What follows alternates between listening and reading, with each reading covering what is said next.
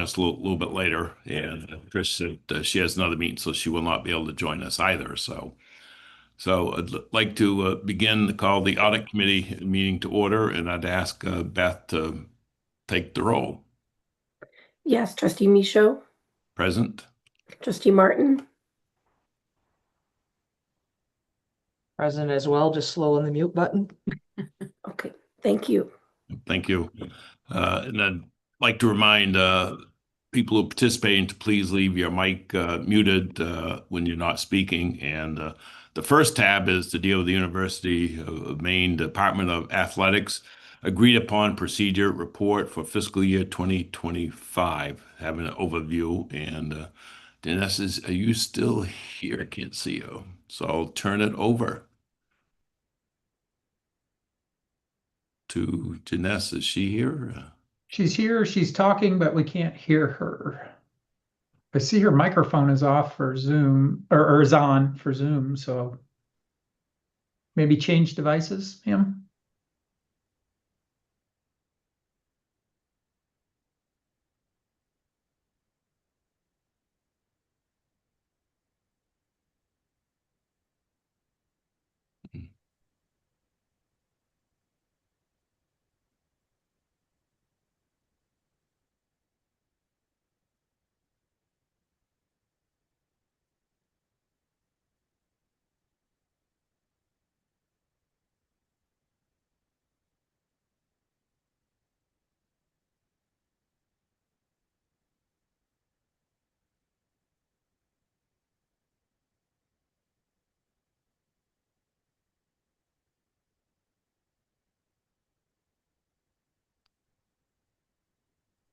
Being recorded.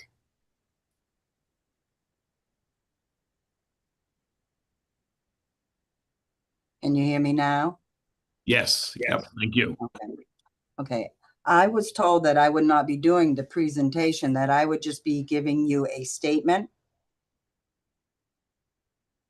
Okay. Okay. Upon the conclusion of the FY25 NCAA audit performed by Witham, Smith, and Brown, there were no findings. That's all I was asked to say. And if you have any questions or concerns, please contact me. Okay. Are there, well, I just had one question. I don't know if you can answer it or not, but, at a, right now with the 300, I think $15 million in federal expenditures, do you know what is the overall assessment of the system's compliant risk posture heading into fiscal year 26? I mean, given the current federal funding environment in Washington, do you have any idea what I guess I'm not sure what you're asking me. yeah, with everything going in DC with the federal funding and stuff, do you see any problems as far as the federal funding that you're currently receiving or expenditures? Well, the federal funding the funding we receive is from the NCAA. Yeah. We like last year we received, what was it? $620,000 last year from the NCAA, but I'm not familiar myself with what federal funding you're speaking about. I mean, the federal funding, my understanding, is with grants and such. Athletics does not receive any federal grants, Okay. if that's what you're talking about. And NCCA doesn't receive any grants at either that filters on down to the university? I don't think they do, but I just was curious. Not that I'm familiar with, no. Okay. Okay, thank you. Are there any other questions? If anyone's got a question, please speak up if I don't see her on the screen. And like I said before, if you look over the information that I did send, if you do have any questions, just please contact me. No. I'll be more than happy to answer any questions. No, we'll do. Thank you. Yeah, thank you. Let's move on to tab 2, Clifton Larson Allen for the 2025 single audit results and the 2026 audit planning. And I believe Brenda and Mike, you're going to be giving that presentation. Good morning. This is Mike Johns. Can everyone hear me? Yes. It's a pleasure to be back with you again. For those of you I don't know, I'm Mike Johns. I'm a principal of CLA, and I'm joined by Brenda Shear, who is a signing director at CLA. And we're going to kind of go back in time and then go forward in time. Back in time, we're going to do the results of the single audit. That's the audit of the federal awards. And then we are going to move forward and look ahead to 2026. So can everyone see a PowerPoint presentation? Yes. Great. So Brenda is going to start with the results of the 2025 single audit, including what the heck is a single audit, what did we do, and why do we do it? And then I'm going to take over with looking ahead to some required communications and planning questions for the 2026 financial statement audit, and then conclude with just some slides, few brief comments on what we're seeing and what we're seeing our clients talk about within the landscape of higher education. So Brenda, with that, I am going to pass it on to you for the 2025 single audit results. All right. Thank you, Mike. So if we go to the next slide, we were engaged as part of the single audit to express an opinion on the compliance of the major federal programs. So when we're looking at the federal programs, we have to determine which ones are considered major. And there's a few things that are kind of put that in that major category. So first of all, it's the dollar threshold. And the dollar threshold this year was $3 million. And then we have to look at, was it audited in the prior 2 years? If it was, then it doesn't have to be a major program in the current year. Then we do a risk assessment. How much risk is associated with that federal program, and does it need to be tested because of those risks? And lastly, grantors can require a program to be audited in a single year. So if we go to the next slide, you'll see that we had 3 major programs this year. We audited the Student Financial Assistance Cluster, the Gaining Early Awareness and Readiness for Undergraduate Programs, and the Congressional Directives. Excuse me. So if we go to the next slide, we'll talk about the results. So we did issue an unmodified opinion on the compliance. What that means is that you are materially accurate with your compliance. And that is the highest level of assurance that we can provide on the single audit. So that should be celebrated in that sense. We do have some audit findings. They are considered significant deficiencies. I do want to point out that in the single audit world, it is more strict when it comes to significant deficiencies and material weaknesses than in the financial statement world.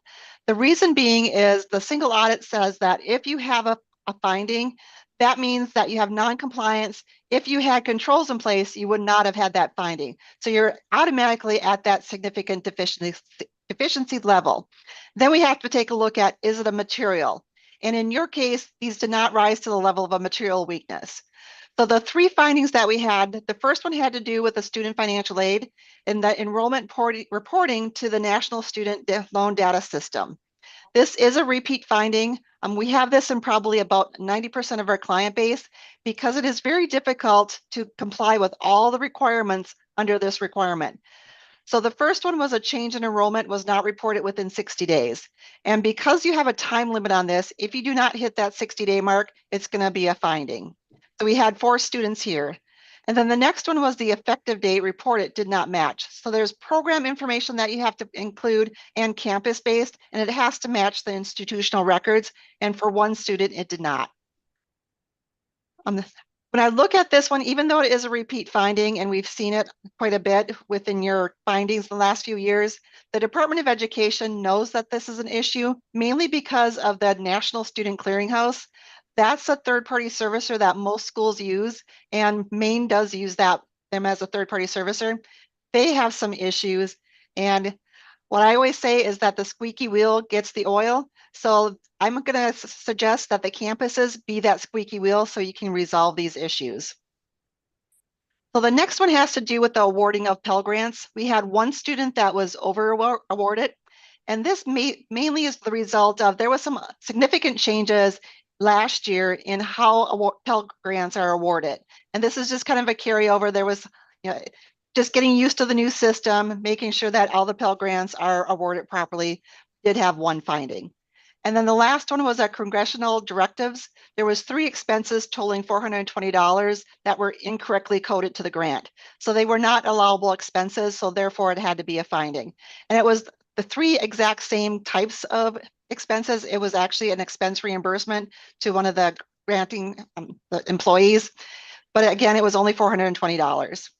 So if we go to the next slide, I'll actually turn it over to Mike to talk about audit planning, unless we want to stop and ask questions if you have anything on the single audit. There any questions?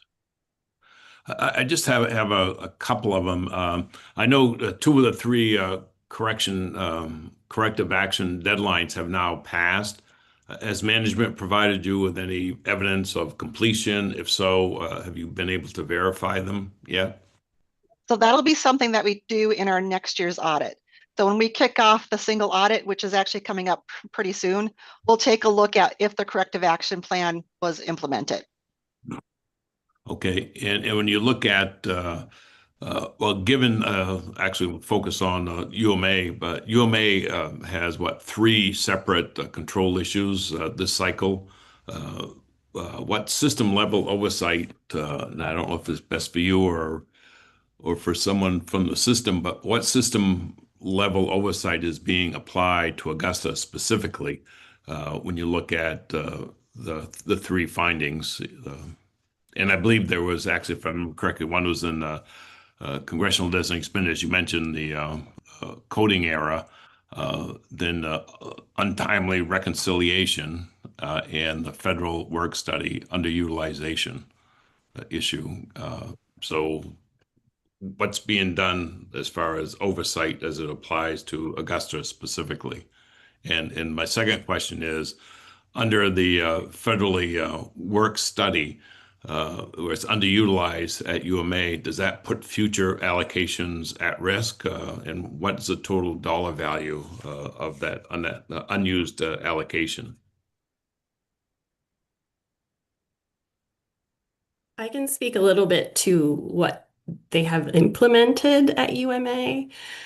With respect to the expenses that were incorrectly coded to the grant, they have implemented a little bit more of a review process. And they're looking at, or they're in the process of determining how they can have a training program with their grant staff, so that there is a better understanding about how these things should be done. For the reconciliations, they are being reviewed by 2 people now, so that's been formalized, and there is someone monitoring the utilization. Okay, and do you think with the underutilization that will put future federal allocations at risk? I'm not sure. Brenda, can you speak to that? So if it continues to occur, it can put future funding in risk. So what they do is they look at every year, how much did you spend? Did you spend the entire amount? And if you continuously don't spend it, they will take it away. So I would suggest that this upcoming year, you make sure that you have all of those fundings spent. And what's the dollar value of the unused allocation?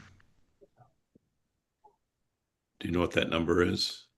I can't remember seeing it in the document, but I might have missed it. I would have to go back and look. I can.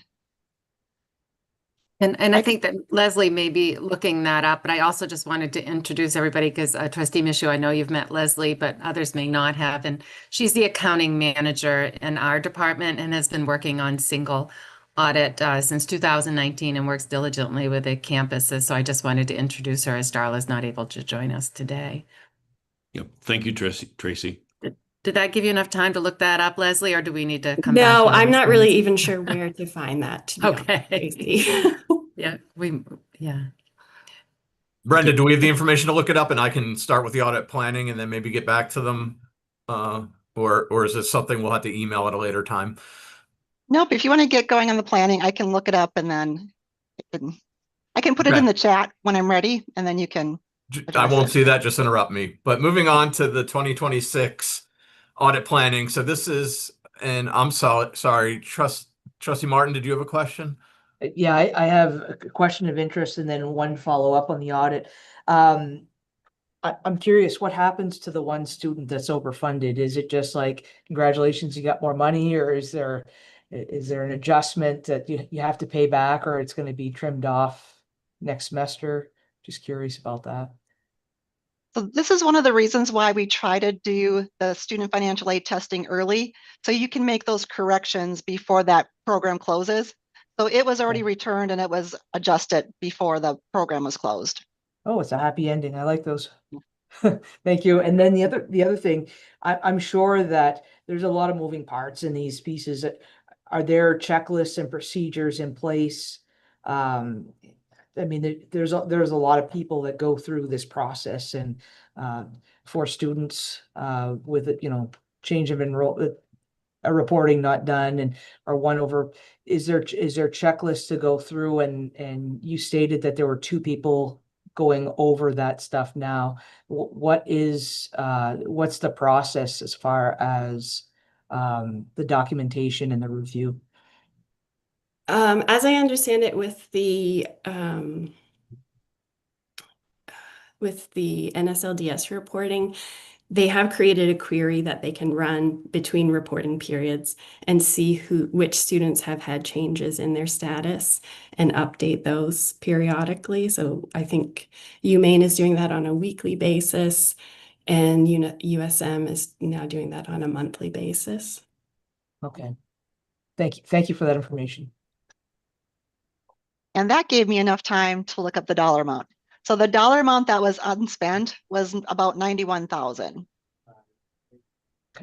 And looking at that number, it should be pretty easy. You can actually transfer some of the funds to a different program. So if you transfer the maximum and then you can do your carryover and carry back, you can probably get that taken care of pretty easily and get it all spent in the current year. Okay, great. Thank you very much, Brenda. Okay, it's back to you, Mike. Okay, for the 2026 financial statement audit, this is the official kickoff date.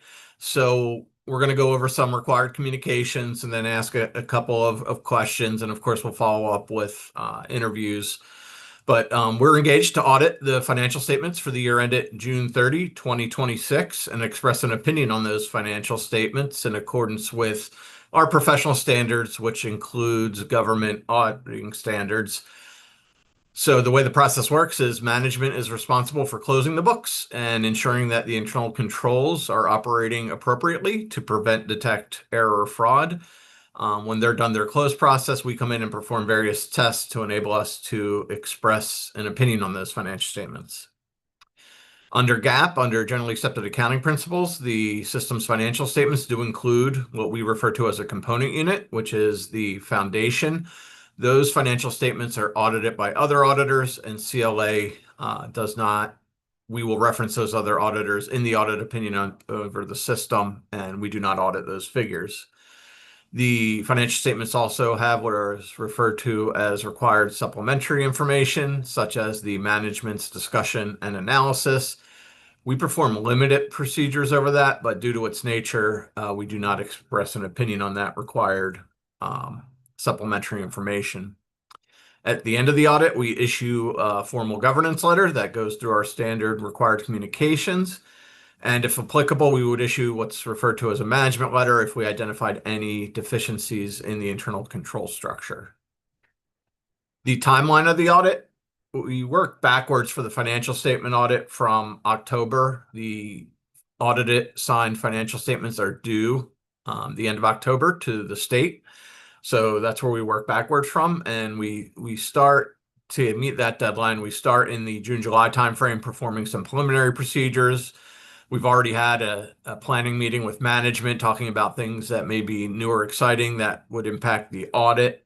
During that June-July timeframe, we will look through any changes in the internal controls. We will review any new contracts that could have an audit significance, send out our confirmation, and formalize our risk assessment. The bulk of the testing will take place in the September, early October timeframe. That's That's the procedures that most people think of when they think about a financial statement audit. That's when we're vouching to supporting documentation such as cash disbursements and receipts, invoices, payroll records, those kind of things. That's when those samples are drawn and we perform those tests. And then, as I mentioned, we will have the audit completed and signed end of October to meet the state's reporting deadline. So we're kicking off today with a conversation with governance. If any matters that CLA considers significant arise during the performance of any of the stages of our audits, I would reach out to governance to have a conversation. If you don't hear from me, then there's nothing we've come across that is of, in our opinion, audit significance that would need to be communicated with governance. And of course, I do conduct a few one-on-one interviews after today with governance just to get their thoughts on certain matters and any risks they see when they look at the 2026 fiscal year. So I mentioned a risk assessment. We're required to perform a risk-based audit. In a nutshell, that is, we spend more time where we see there's a higher risk of error or fraud. And we boiled down risk into 4 categories here. Specific or fraud risks. These are very specific risks that we identify that we need to perform additional procedures on. Revenue recognition is defined in the auditing standards as always being a significant risk. For the system, that's really related to your grants and contributions and non-exchange revenues, where we're auditing, making sure that they're recorded in the right period, that they exist, and for the grants that they're in accordance with allowable grant costs. Management override controls is also always a significant risk when we had to perform some tests to look at journal entries, making sure there's no bias in estimates, those kind of things. Inherent risk is just due to the nature of the account. A duck's a duck, it is what it is. And because of its nature, it's inherently risky. Things that can pop in this area are alternative investments, due to their nature, can be difficult to value.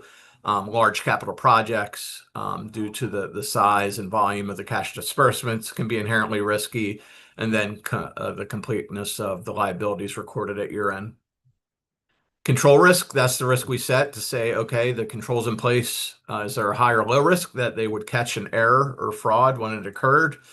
We perform walkthroughs of all the significant cycles to understand the process and key controls and if they're in place and operating. And for the non-exchange revenue, for the payroll disbursements and the general disbursements, we also perform tests of controls so we can reduce that control risk to help us with our substantive procedures.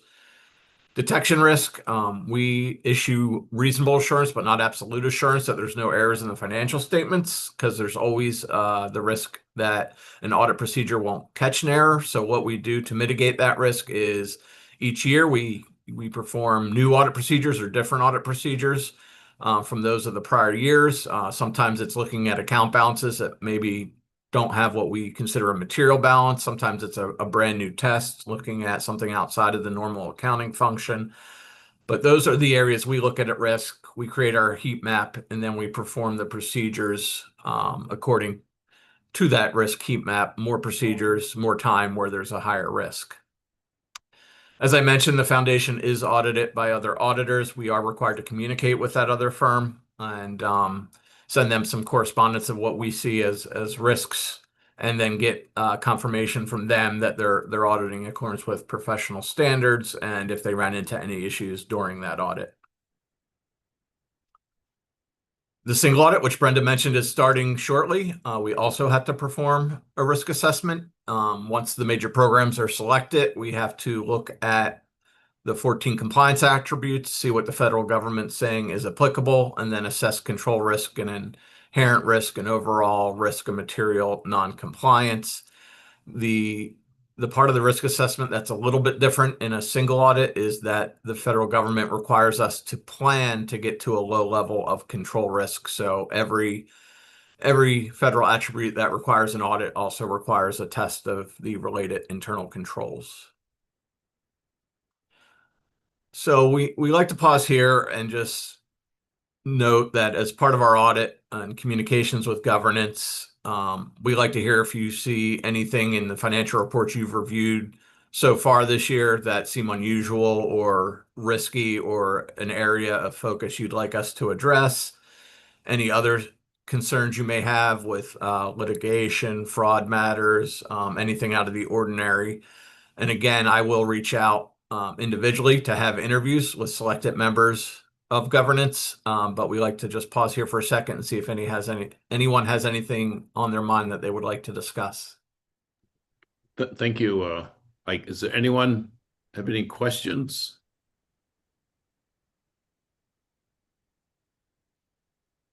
I don't see anything. Okay. So that's the end of our audit planning. We do have some slides on the higher education landscape. And Tracy, I'm not sure how I'm doing with time. I know we had a 20-minute time frame. There were some questions. Just checking to see if I should forego these slides or continue on. No, you can continue. Okay. Yeah, we're ahead of schedule, so. Okay, very good. Just want to check. So we do have 2 new standards that the system will implement this year. The first one is on financial reporting. The impacts you'll see in the financial statements are there will be changes to the management's discussion and analysis. It's very much more prescribed of what should and should not go in the MD&A, and also how significant fluctuations should be analyzed and how known facts that could affect financial position in future periods should also be contained. And they're very adamant they don't want a regurgitation of facts from the notes or repeat information in the MD&A. They really want it to be a crisper, more informative document for the users of the financial statements. The other change that you'll notice is on the statement of revenues, expenditures, and changes in net position. For those of you from a for-profit background, the income statement, there's some classification changes, not how we record amounts, but how they're presented within the financial statements. They have a new mezzanine level between operating and non-operating that will be called subsidies, and items such as state appropriations will fall into that new classification. There's also some interesting implementation guidance out there right now that could impact how research grants are classified, which would be both as subsidies and operating potentially, and also gifts or contributions for scholarships. Right now, the GASB is saying would also be a subsidy. And that implementation guide is still in draft form, so we're very curious to see how they resolve those matters and how it will impact how those financial statements look. The other standard, GASB 104, isn't as significant. Basically, it just requires a little more detailed information about the capital assets in the notes to the financial statements, especially those intangible assets, the leases, the subscription-based information technology arrangements, just a little further disaggregation by the type of asset it is. Yeah. So I think last time we were together, we spoke a little bit on the one big beautiful bill impact on higher education. And so we have a few slides on here, just what's coming into play as of June 30, 2026. And some of these provisions actually potentially reduce the amount of aid that's available for students to pay for their higher education. The first is related to Pell Grants. There is now, if you have a student who has aid packages that cover the full cost of attendance, they would not be eligible for a Pell Grant, or in the past they could be if they met certain criteria, where they would get funds to pay for, cost of living. Now, if you have aid package that meets the full cost of attendance, you cannot have a Pell Grant in excess of that. There is an elimination of the Graduate Plus loans going forward. Some changes to other loans. The parent borrowing for students. Under the old rules, a parent could borrow up to the cost of attendance less other aid received. Now there's a $20,000 per year per student cap with a $65,000 lifetime limit per student. Graduate loans are capped at $20,500 a year with a lifetime of $100,000. And professional loans are capped at 50,000 per year with a lifetime of 200,000. And of course, as being accounting professionals, Brenda and I do not like the fact that accountants are no longer considered professionals, but that's an editorial comment. So generally there are some provisions that there's less resources available to pay for tuition, which will increase potentially a student's need. So we're seeing some schools look at just what the impact is for, and it really depends on the makeup of your programs and your student population. Some schools are seeing very little impact. Other schools are seeing a more significant impact and planning on ways that they can potentially help students with these changes. There was an executive order last summer, and this is related to discretionary grants. And really what the executive order was asking for, and this isn't in the uniform guidance yet, this hasn't run through the proper channels, so certainly something that's not in effect right now. But what the executive order asked the OMB to do is to make sure that discretionary grants going forward are basically cancelable for convenience, and also that the grant funds not be used for costs related to facilities or administrative type expenses. This did happen. This is related to, for those of you who are aware of the IPEDS reporting each year. Universities, anyone who receives student financial aid is required to report certain student demographic and other information data through what's called the IPED system. And this year they added a section, and the goal of that section was intended to indicate whether institutions are using race-based preferencing in their admissions process. So that first reporting, I believe, was this past winter, and we'll see what, if anything, happens with that information going forward that the government is now collecting. So this last slide, really, I don't have too many planned comments on. It's more just there's a hyperlink there at the bottom for anyone who likes to stay on top of these executive orders that are coming through and impacting higher education.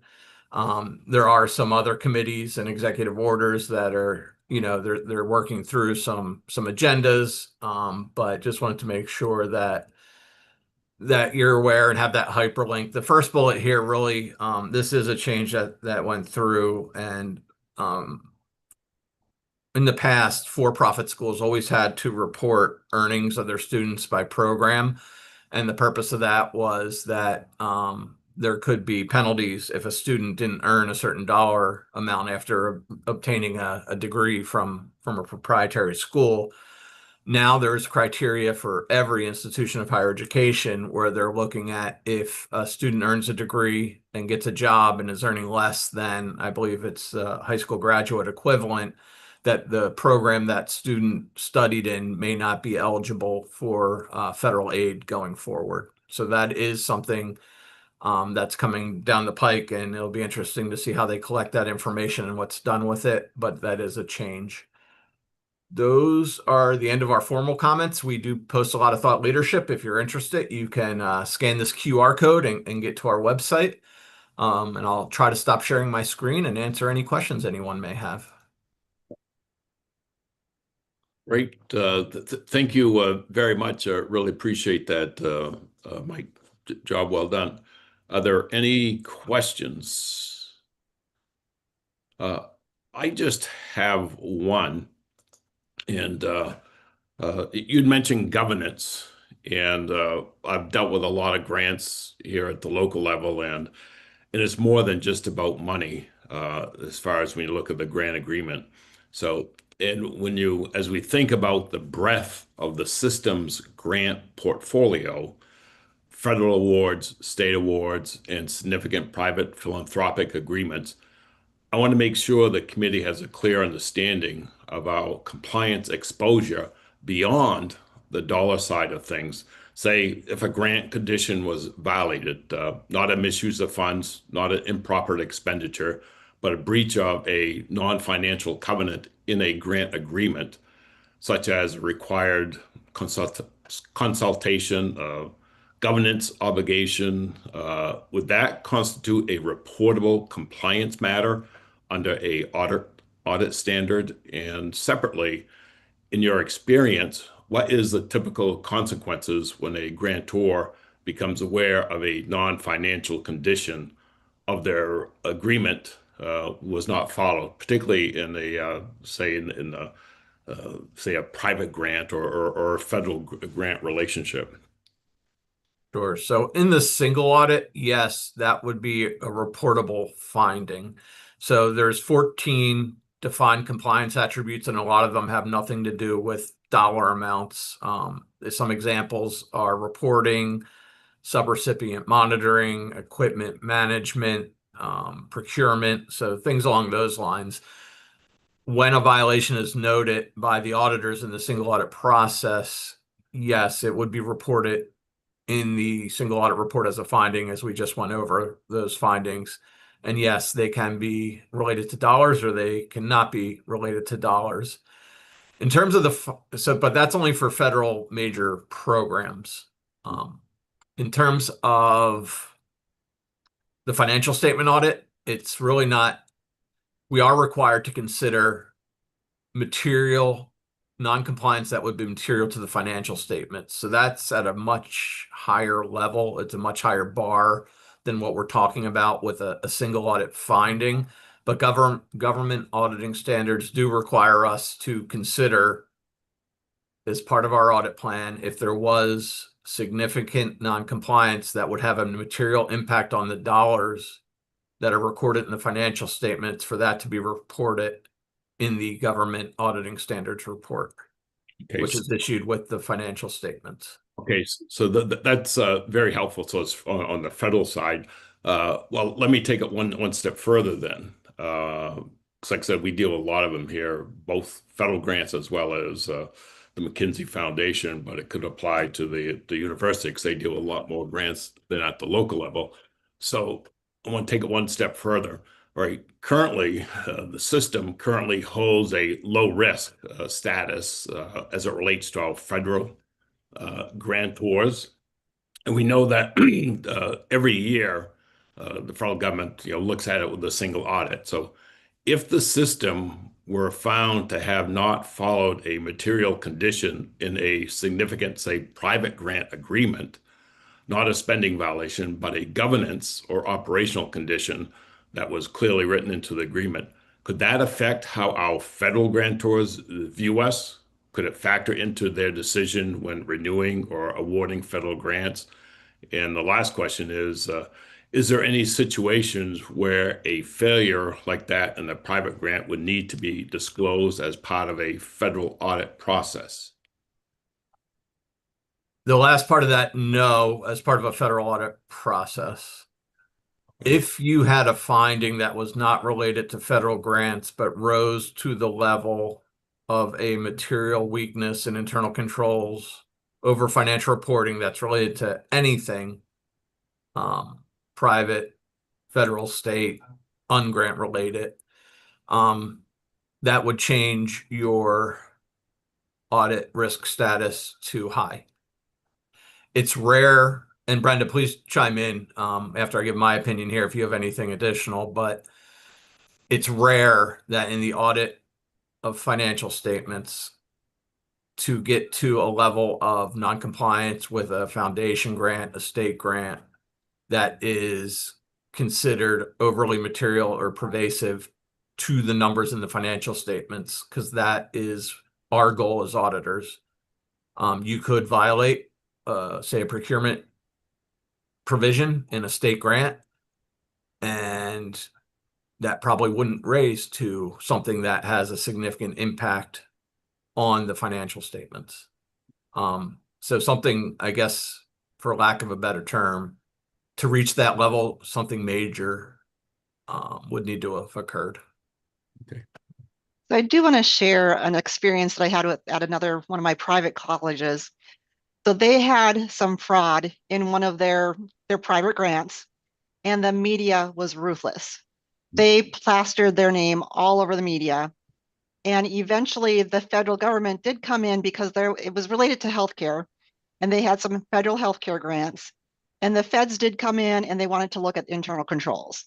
So because of the media, it affected the federal side of it, but still for our single audit and our financial statement, it had no effect because it was not material at that point. But you always have to look at, if you're in the public eye, what is the media going to do with it?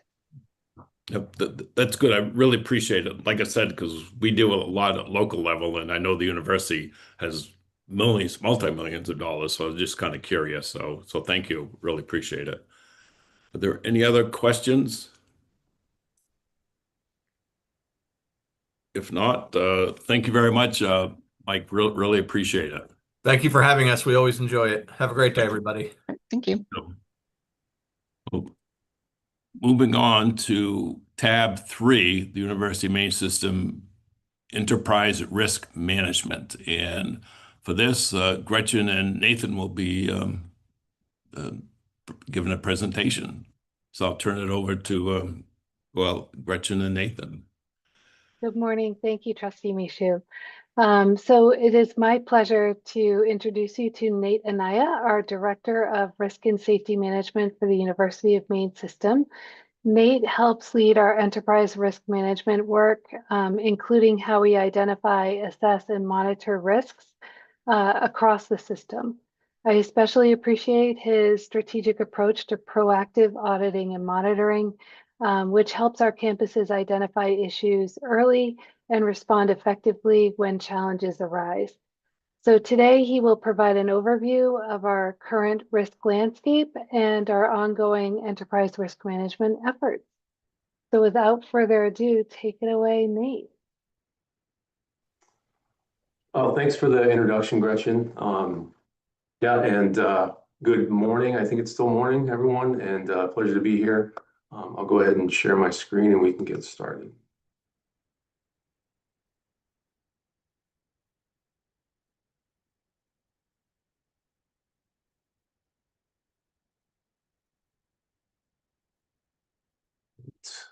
Everyone see my the slide? Okay, great. All right, so this briefing is to present a high-level overview of the enterprise risk profile based on the current risk register. The register identifies system-wide risks, it assigns management ownership, scores each risk based on severity and probability, and summarizes the existing control strategies. So the bottom line up front, my overall assessment I'll share with you is that the University of Maine System's risk profile is moderate but manageable, with the greatest exposure concentrated in deferred maintenance, cybersecurity, and a cluster of mid-range strategic compliance and operational risks. And we'll talk about those a little bit more in detail here in a minute. So just a quick look at what I'll be talking about today. Discuss the methodology and framework behind the risk register. I'll provide a summary of the risk profile and the controls that are in place. And then finally, I'll discuss my assessment of the current risk profile and discuss some next steps as we look ahead. If there's any questions along the way, please don't hesitate to jump in, or there'll be time at the end if you prefer to wait.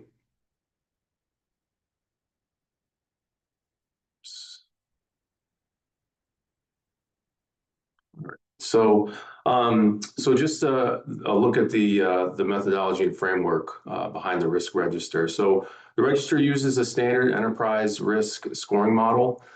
Severity ranges from negligible, meaning less than $1 million in potential loss, to critical, which equates to more than $50 million in potential loss. And the probability ranges from improbable, meaning an event likely to occur within the 20 to 100 year time frame, to probable, meaning the event is likely to occur annually. And so multiplying the severity by the probability provides the overall score used to prioritize each of the individual risks. And each risk is also categorized by its type and assigned to a board committee and a management locus of control. So at a glance, the overall risk posture, as I mentioned, could be described as moderate. The system's highest rated risk is R20, the deferred maintenance and long-term capital deficits risk, which scored 16. Two of the risks scored 9, data breach or cyber incident, and improper foreign influence and trade secrets relative to research. So in addition, there are multiple risks that scored a 6, which creates a broad concentration of exposure across facilities, strategic, compliance, student success, and finance categories. And even though many controls are in place, the breadth of the mid-tier cluster keeps the overall risk profile at the moderate level. So just to take a look at where the exposure is concentrated, this graph plots out each of the system's 20 risks by severity on one axis and probability on the other. The risks that fall in the upper right quadrant are high severity and high probability, which demand the most immediate attention. Again, R20, deferred maintenance and long-term capital deficits, sits alone in the critical zone with a score of 16, which is the highest possible concentration of severity and probability in this model. The large grouping in the middle represents a cluster of risks that scored 6, with a broad range spanning, as I mentioned, facilities, strategic, compliance, and financial categories. And while no single one of these is rated critical, the concentration is significant and contributes meaningfully to the system's overall risk exposure. The lower quadrant is lower severity and lower probability, which contains several risks that are monitored but not currently prioritized for near-term intervention. So the takeaway from this visual, I think, is that the system's risk exposure isn't evenly distributed. One risk clearly stands apart from the others, the deferred maintenance and long-term capital deficits, which has the highest score, as I mentioned. Two risks sit in the high priority tier, data breach and cyber incident, and improper foreign influence in trade secrets and research. And below those is the broad mid-tier cluster that spans several categories that keeps the overall profile at the moderate level.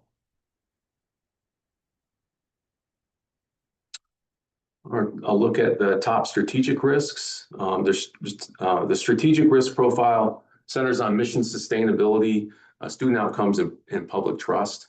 R3 represents reputational and confidence-related exposure. R6 and R15 directly affect enrollment stability, tuition revenue, and long-term competitiveness. And R12 is lower scored, but still significant from a student well-being and institutional support standpoint. Existing mitigation strategies include strategic planning, communications, market research, enrollment diversification, student success, programming, and counseling support, and campus engagement initiatives.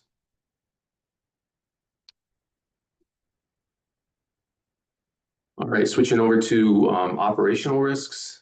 This is the most concentrated area of enterprise exposure. R20, as I've mentioned before, is the single most significant risk in the register because of its critical potential impact and the probable occurrence. R4 remains a top-tier technology and institutional resilience issue, while R2 and R10 reinforce the importance of continuity planning, facilities reliability, and emergency preparedness. Existing controls here include capital planning, facility audits, business continuity planning, emergency command structures, cyber monitoring, encryption, training, and insurer-backed loss prevention practices. In addition to the strategic and infrastructure-related risk, the register also highlights important people, compliance, research, and financial risks. R17 is one of the highest rated non-facility risks, and it reflects growing research-related compliance and security expectations. R5 and R16 carry legal, reputational, and human impact implications. And R9 reflects financial market exposure and portfolio performance risk. Mitigation here includes training, screening, investigation procedures, insurance, investment oversight, and research compliance controls. So looking at the controlled environment, most of the risks identified in the register have multiple control strategies in place. All of them have at least one control strategy in place, but most of them have multiple. And so with that in mind, I can say that the control environment is robust, but there's always, I think, room for improvement.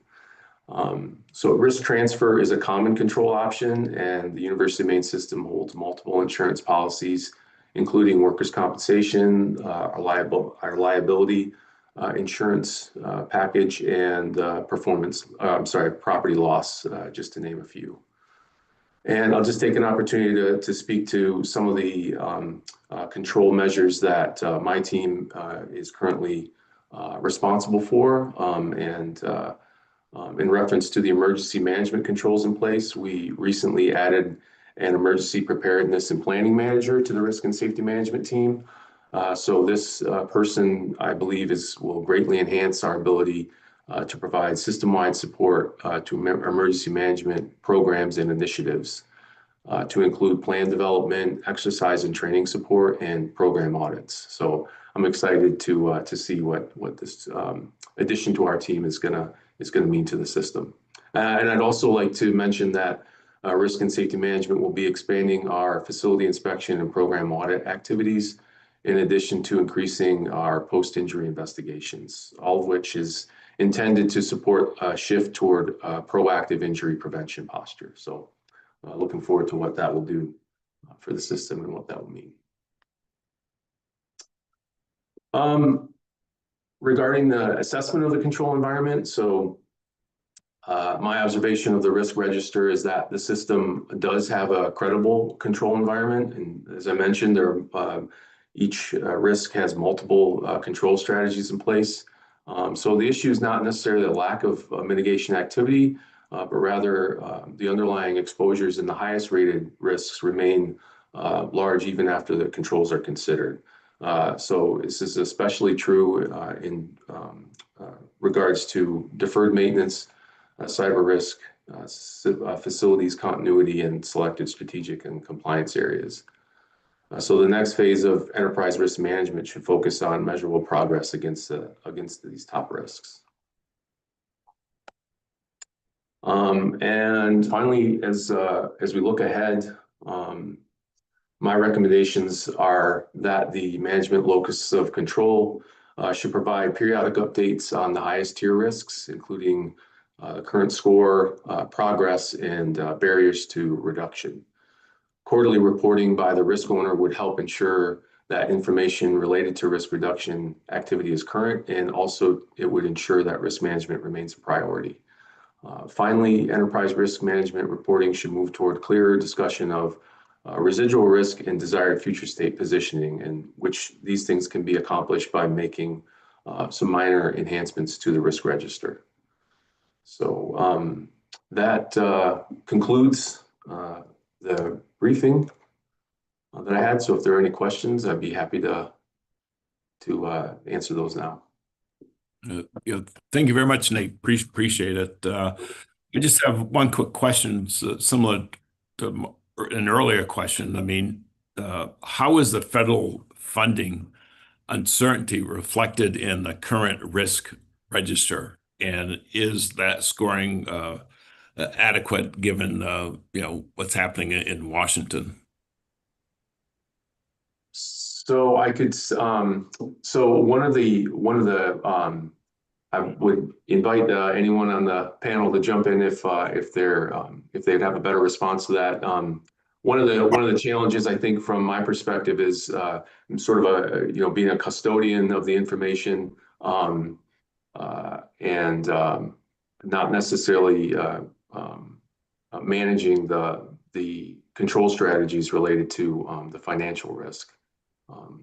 We put out we request the information. This is where I think maybe the quarterly updates could be helpful in terms of, making sure that the information is current. When I initially requested the information for updates, it may not have captured some of the changes that have occurred in Washington recently. So I'll build on that, Nate. I think where we could see the impact is where, when we think about deferred maintenance, that number one risk in our capital planning priority. So if there were potential grants or things like that that we could use to help fund renovations, et cetera, I could see that's where we could see anticipate a negative impact there.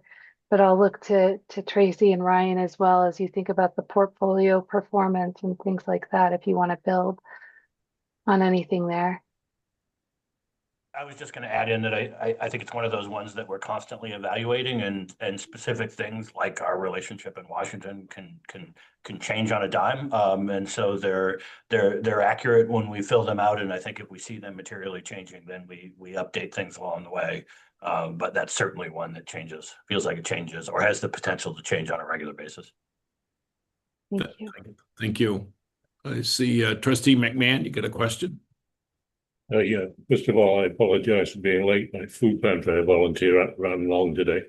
On workers' comp, what's our mod ratio and what plans do we have to reduce it? So I can get you the exact mod ratio. I don't have it off hand. Apologize for that.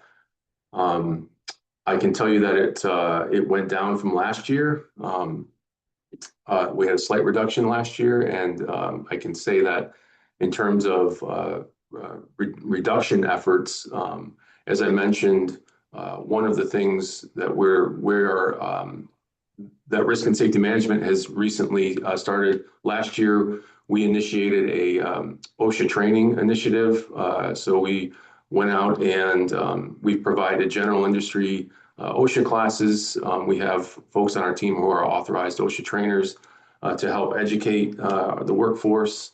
So that's one of the things that we're doing. In addition to that, we are, as I mentioned, getting ready to be more active in doing facility inspections and audits to try to capture deficiencies, to identify hazards, and to provide departments the tools that they need to fix those and to address them. And then finally, as I mentioned, we do have we're working closer with HR to try to make sure that we're sharing information about employees when they're out for extended periods of time, about how we can bring employees back into work. So we're trying to be more collaborative in our efforts there. And in addition to, I think, as we become more active in doing post-injury investigations, it'll help us. The purpose of that is to identify the root cause of what caused that injury, so we can provide a recommendation to the department leader to try to prevent that from happening again, to further reduce the likelihood of an injury. So I can get you the specific mod ratio. I can follow up with that. Go ahead, Gretchen. Sorry. While you were talking, Nate, I was able to pull it up. So the mod ratio is 0.79, which went down from the prior year, which was a 0.82. And I'll note that anything that is below a score of 1 means that we have a healthy program and we're doing our efforts to keep employees safe, are working effectively. So anything below a 1 means that our premiums are also lower as well as a result. Absolutely. I congratulate you for an enterprise this size to be less than 0.8 is a really good mod ratio. And I think it's something that we should be proud of and talk about. Thank you. Good job, Nate. Thank you very much. Are there any other questions? No, I want to reiterate what Trustee McMahon said. I mean, yeah, we should definitely be proud of it and should talk about it as well. So I want to thank everyone involved to make it happen. So are there any other questions? Seeing none, could I have a motion for the Board of Trustees Committee meeting to go into executive session under the provisions of 1 MRSA Section 4056A to discuss the evaluation of personnel and the consideration and discussion of appointments, employment, and duties. Is there So such a moved. motion? Moved by Second. trustee Martin, seconded by trustee McMahon. Beth, would you call the roll? Yes. I'm just going to mention that in the beginning of this, it will just be the trustees and Mike Johns. And then in the second part of the exec session, the rest of the staff will be brought in. Okay, so don't leave. Trustee Martin, Yes. trustee Michaud, Yes. trustee McMahon, Yes. I'll move you into executive session.